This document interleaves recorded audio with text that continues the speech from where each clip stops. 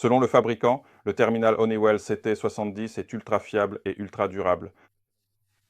Je m'appelle Remigiusz Kaczewski et je vous invite au prochain épisode. Déballage Jaltech. Je l'ai en main. Le terminal Honeywell CT70. Il s'agit de l'un des appareils les plus récents de ce fabricant, conçu pour des conditions environnementales très extrêmes.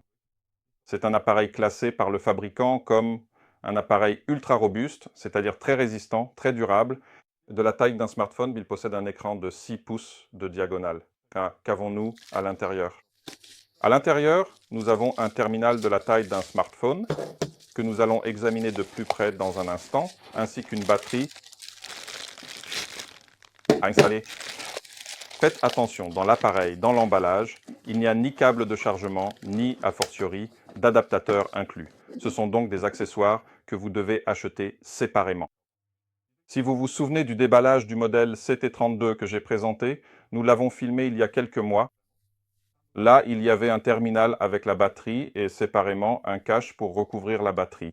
Ici, tout est intégré. Je précise tout de suite, le terminal est livré avec des batteries en deux versions. En version standard, avec une capacité de 4775 mAh, et en version étendue, avec une capacité de 7692 mAh. Je vais installer la batterie pour vous montrer l'ensemble du terminal. Comme je l'ai mentionné, il s'agit d'un appareil doté d'un écran de 6 pouces. La résolution de cet écran est de 2280 par 1080 pixels. Et j'ai une mission pour vous. Écrivez dans les commentaires. Où, dans quelles solutions, dans quelles applications, une telle résolution peut-elle être utilisée? Une résolution aussi élevée sur un appareil aussi petit est-elle utile? Le verre de protection de cet appareil est du Gorilla Glass Victus. Il s'agit de la 7e génération de ce verre Gorilla Glass. Il est 2 fois plus résistant aux rayures que la version précédente, tout en étant plus souple. Cette souplesse est destinée à offrir une meilleure protection contre la casse de l'écran en cas de chute. C'est du moins ce qu'affirme le fabricant de ces vitres de protection. Le terminal, en tant qu'appareil de lecture de code barre, peut être équipé de 2 modules de numérisation. Il s'agit d'un scanner simple qui scanne en ligne droite. Ici, nous pouvons avoir une version avec le scanner S0803, c'est-à-dire FlexRange, qui a de la portée lecture à partir de quelques centimètres jusqu'à plusieurs dizaines de mètres selon la taille du code barre, ainsi qu'une deuxième version du module de lecture Honeywell S0703 pour la lecture des codes à ce que l'on appelle une portée standard. L'appareil est équipé de 4 à 5 boutons. Un bouton d'alimentation, des boutons de scan pour les codes barres, que l'on peut en réalité aussi configurer dans les paramètres, et au lieu du réglage par défaut pour activer le scanner, on peut également, par exemple, définir la touche Entrée ou toute autre fonction. Il y a un bouton pour le Push to Talk et un bouton pour régler le volume.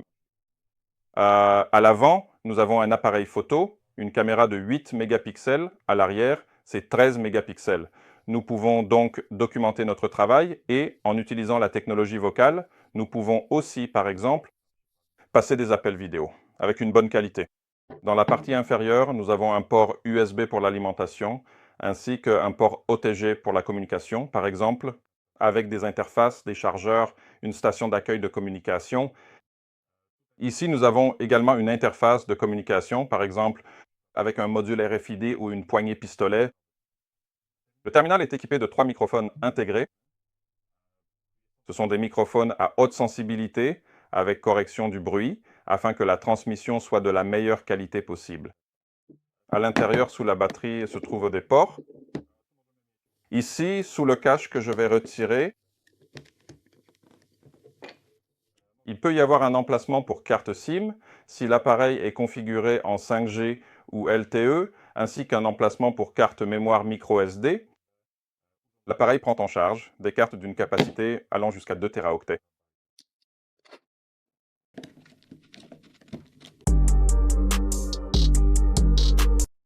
L'appareil était robuste. Pourquoi?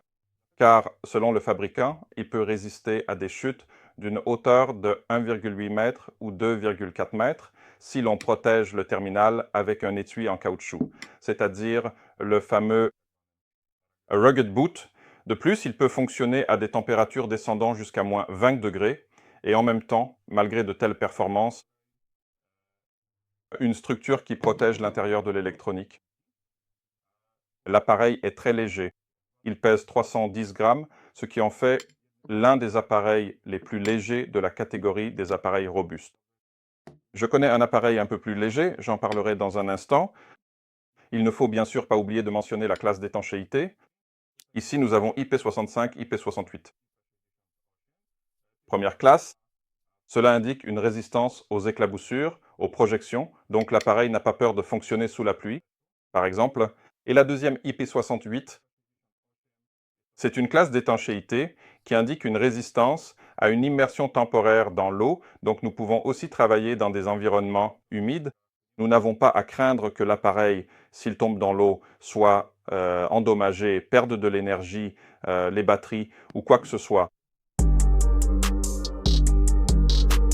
Le fabricant destine cet appareil à un usage dans des conditions difficiles pour le travail sur le terrain, dans ce qu'on appelle la logistique lourde, dans le transport. Là, grâce à sa grande résistance et sa haute durabilité, cet appareil sera parfaitement adapté. L'écran, comme je l'ai mentionné, est en Gorilla Glass de 7e génération, avec une haute résolution. Il prend également en charge l'utilisation avec des gants, et ici j'ai spécialement préparé un gant de test. Nous pouvons vérifier si l'écran réagit réellement à cette poignée rouge. Une fois allumé, si vous faites attention, l'écran réagit effectivement, il fonctionne, je peux faire défiler, je peux effectuer des opérations avec ce type de gants. En ce qui concerne la comparaison avec d'autres appareils, comme je l'ai mentionné, déjà au niveau du poids, ce terminal est l'un des appareils ultra renforcés les plus légers, très résistants. Je rappelle qu'il pèse 310 grammes. Ce terminal est équipé d'Android 15 avec la possibilité de passer à la version 19. C'est l'un des premiers terminaux à arriver sur le marché, le premier des appareils professionnels à être équipé d'une telle version. Si on compare avec le terminal qui vient le plus rapidement à l'esprit pour la comparaison, c'est-à-dire le TC7368, là, nous avons actuellement la version 14 avec la possibilité de passer à la version 16. Là, nous avons 8 Go de RAM en version étendue. Ici, 8 Go de RAM sont de série. Les terminaux ne sont disponibles qu'avec cette configuration de mémoire RAM. Honeywell a préparé pour cet appareil un ensemble d'accessoires. Vous pouvez vous procurer une poignée pistolet, des chargeurs, des stations d'accueil de communication, un module RFID, mais vous pouvez également utiliser des accessoires d'autres terminaux de la série CT. Il suffit d'utiliser l'adaptateur approprié et c'est un grand geste du fabricant envers les utilisateurs.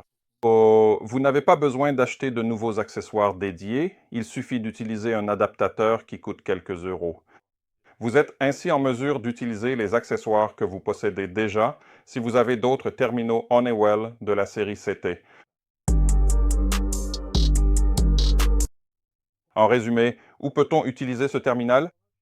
Transport, logistique lourde, travail sur le terrain. Je vous encourage à prendre ce terminal, à le tester, à vérifier s'il est vraiment aussi résistant que le déclare le fabricant et à nous regarder dans les prochains épisodes de Jaltech Unboxing.